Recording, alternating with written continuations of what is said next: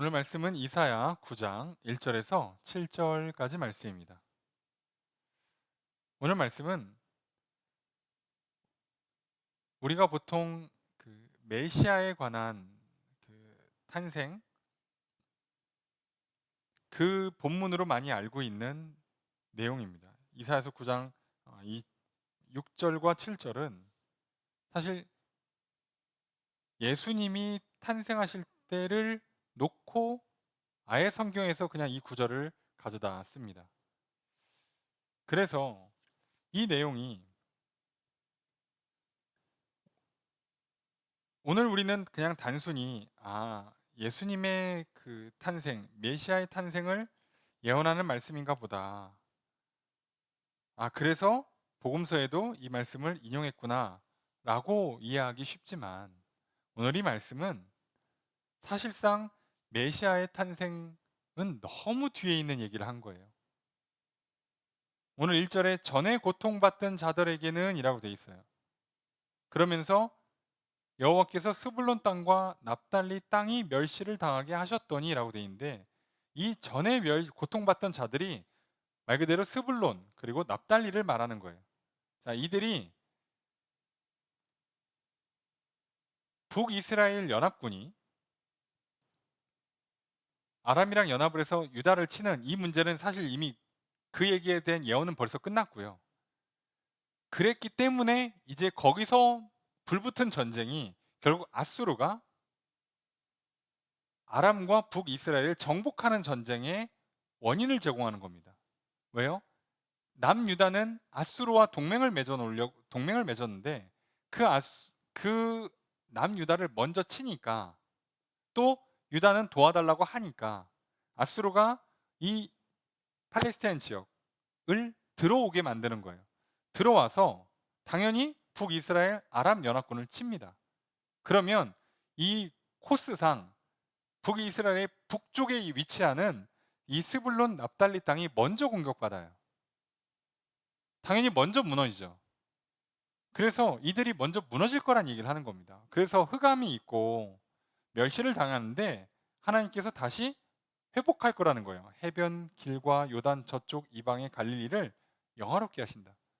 하나님께서 회복을 다시 줄 거라는 겁니다. 그러면서 얼마나 회복을 확실하게 예언하시냐? 2절을 보면 흑암에 행하던 백성이 큰 빛을 보고 어둠 가운데 있는데 빛을 본대요. 사망의 그늘진 땅에 거두한 자들에게 빛이 있다.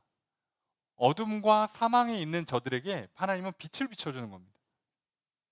그래서 3절에 보니까 주께서 이 나라를 창성하게 하시며, 창성하다 그러니까 우리가 좀 잘 안 쓰는 단어인데 그냥 창대라고 하면 좀 더 이해가 되실 거예요.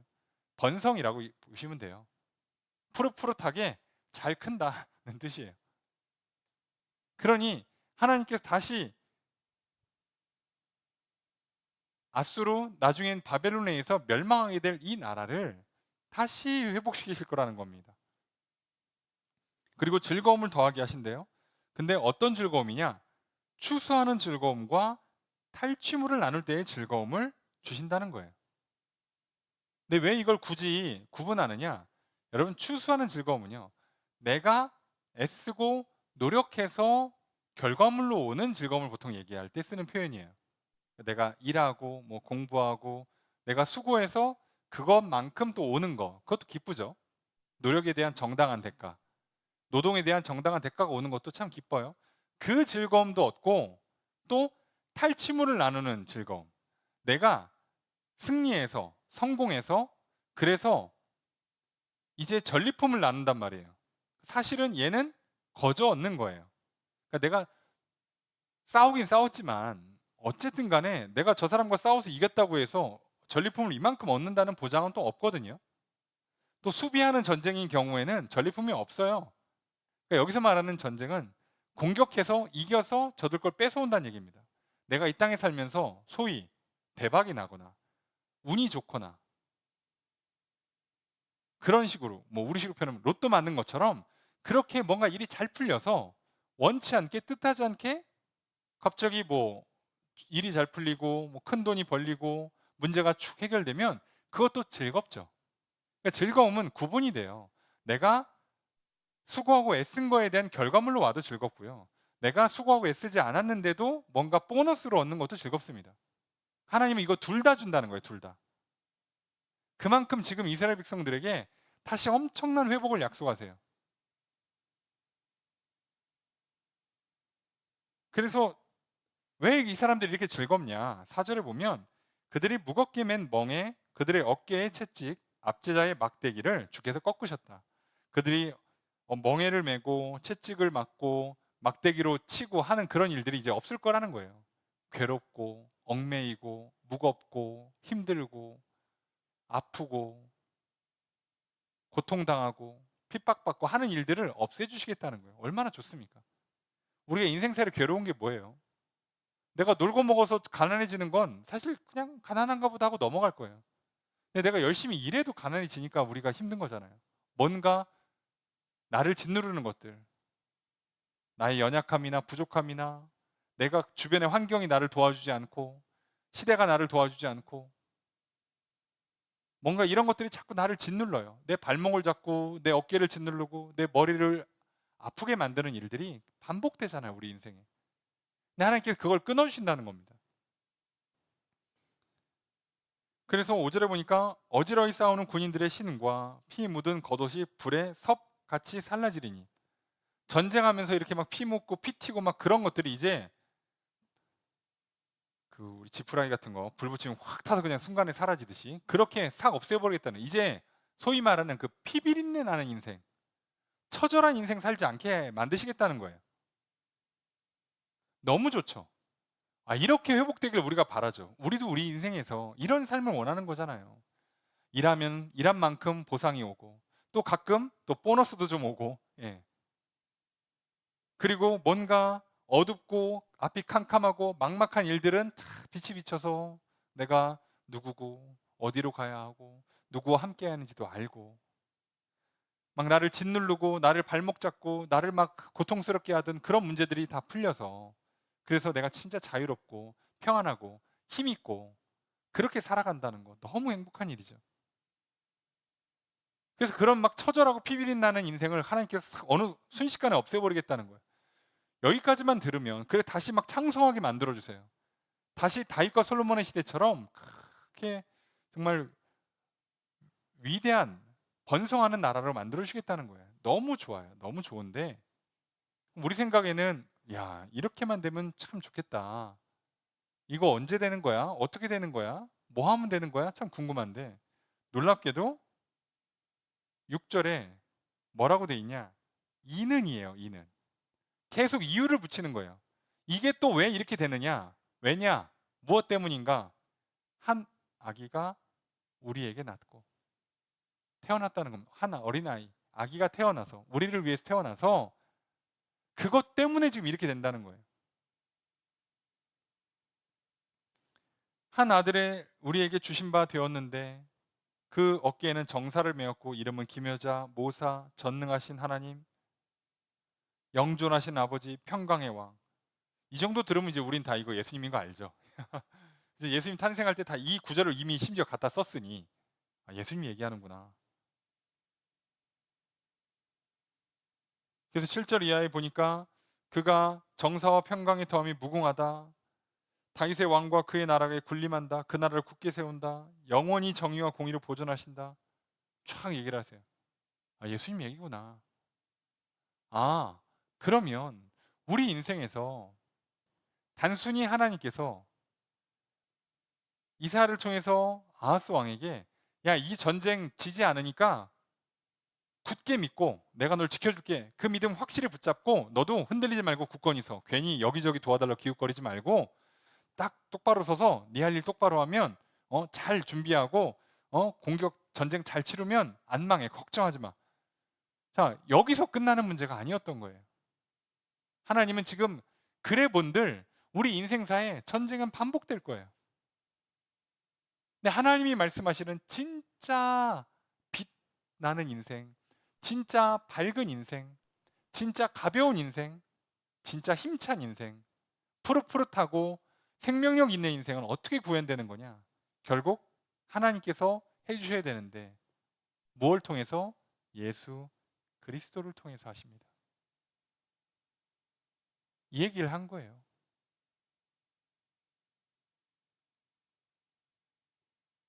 그러니까 사람들이 그럼 이거 예수님 얘기냐? 그러면 예수님 얘기는 뒤에 두 절만 있는 거고 앞에는 구체적으로 예수님 얘기가 아니에요.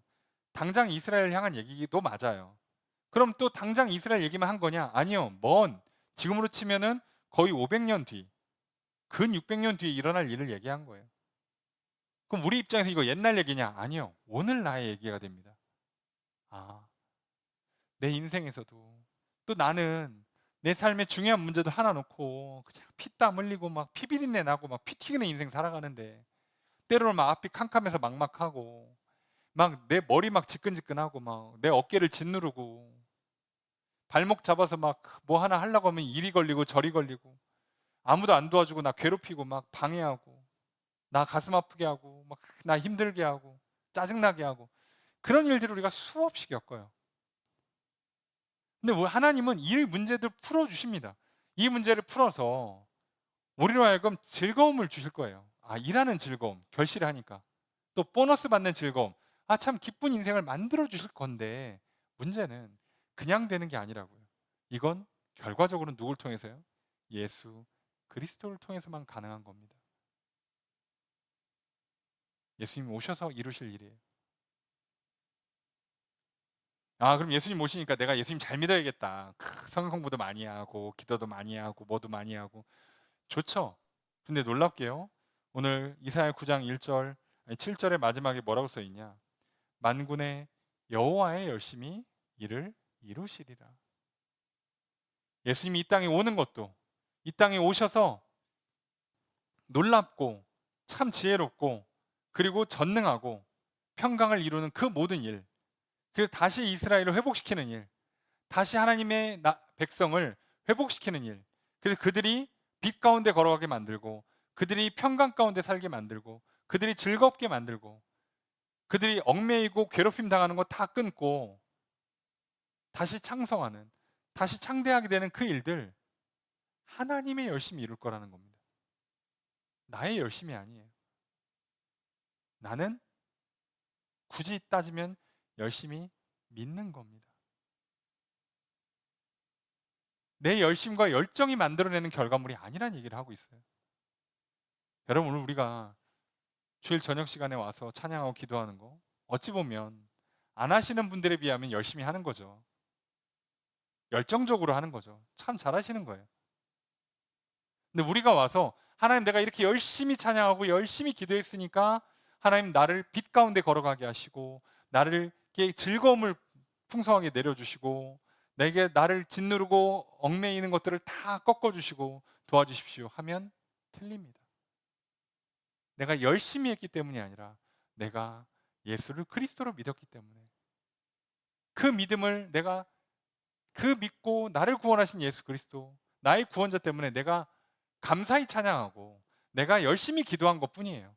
하나님은 나의 열심히 담긴 찬양과 기도를 보겠다는 게 아니라 내가 예수를 그리스도로 믿고 믿음을 가지고 그 믿음을 대로 순종하고자 그 믿음을 증명하고 표현하고자 기도하고 찬양할 때 열심히 하는 걸 보시는 겁니다. 너 진짜 믿는구나. 너 예수를 그리스도로 믿는구나. 너 나 여호와 하나님을 믿고 있구나. 잘했어. 내가 너의 그 믿음을 보고 예수 그리스도의 그 십자가의 보혈로 너를 씻을 거고 예수 그리스도가 약속한 그 성령을 너에게 보낼 거고 그리고 내가 너에게 약속한 생명을, 평강을, 복을, 기적을 내릴 거야 라고 말씀하세요. 여러분, 우리가 하나님 앞에 왔습니다. 우리가 뭘 열심을 자랑하겠습니까? 놀랍게도 열심히 한 사람들이 더 겸손하죠. 저 여러분들 오늘 하나님의 열심 앞에 무릎 꿇었으면 좋겠어요. 하나님, 나보다도 먼저 이렇게 예수를 예비하시고 나보다도 먼저 나의 상황을 다 아시고 나를 위해 준비하신 하나님, 하나님 이 한 주를 시작하려 합니다. 나의 열심과 열정으로는 부족합니다. 충분하지 못할 때가 많습니다. 그러나 하나님, 나를 위해 예비하심을 압니다. 하나님, 나의 구원의 길, 내가 다시 빛 가운데 걸어갈 수 있도록, 내가 다시 참 즐거운 인생을 살아갈 수 있도록, 내가 참 얽매이는 것들로부터 자유를 누릴 수 있도록 하나님 나를 위해 예비하시고 또 나를 위해 준비하심을 압니다. 하나님, 그 열심으로 또 이 한 주의 삶을 인도해 주십시오. 하나님, 그 열심으로 나를 도와주실 줄로 믿습니다. 그리고 그 믿음을 갖고 하나님께 간구합니다. 이번 한 주에 있는 이런 일들을 기억하시고 도와주십시오. 우리가 기도하기 원해요. 그리고 무엇보다도 하나님의 열심은 예수 그리스도에게서 정점이 맺혀지는 거예요. 예수를 그리스도로 믿는 것에서 거기서부터 시작됩니다. 나에게 예수를 그리스도로 믿으라고, 그 믿음 잃지 말라고 나를 위해서 열심히 일하십니다. 또 교회에서 또 매 순간순간마다 말씀을 생각나게 하시고 도와주시고 붙잡아 주십니다. 이렇게 저런 사람들을 보내시고 이런저런 일들을 겪게 하시면서 하나님 계속해서 내게 예수 그리스도를 믿으라 하십니다. 오늘 우리가 해야 될 게 뭐가 있겠습니까? 우리의 시작은 늘 예수 그리스도입니다. 예수를 그리스도로 믿읍시다. 나의 구원자인 예수님, 그 이름을 불러 또 용서받으시고, 그 이름을 불러 또 하나님 앞에 나아가시고, 그 이름을 불러 약속한 성령을 받으시고, 그 이름을 불러 하나님께 간구하셔서 복과 기적을 누리십시오. 하나님은 내가 그 이름을 부르기만 하면 이미 내에게 뭐가 필요한지를 다 알고 계시고, 사실상 내가 어떤 상태인지 다 알고 계십니다. 나보다도 열심히신 하나님은 어떻게든 나의 구원을 완성하실 것이요, 내 안에 하나님의 나라를 완성해 내실 것입니다. 그리고 내 인생 가운데 아름다운 길들을 이끌어 가실 것입니다. 그러니 하나님의 열심을 믿고, 하나님 준비하셨죠? 하나님 알고 계시죠? 나는 다른 거 모르겠습니다. 예수 이름으로, 예수의 그 십자가의 보혈로 하나님 앞에 서오니 나를 좀 만나 주십시오. 나를 붙잡아 주십시오. 나는 그저 믿습니다. 예수를 보내기까지 나를 사랑하심을, 나를 창조하실 때부터 나를 계획하셨음을, 놀라운 일들을 행하실 것을 믿습니다. 그 믿음 가지고 하나님께 구하오니 하나님의 열심으로 나를 가르쳐 주시고 나를 인도해 주시고 나를 도와주십시오. 하나님의 열심으로 예비해 주시고 사람을 보내 주십시오.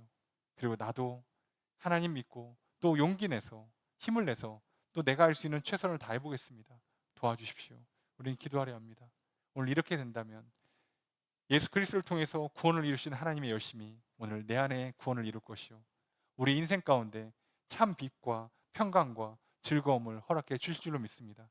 이런 한 주를 살아가시기를 주님 축복합니다.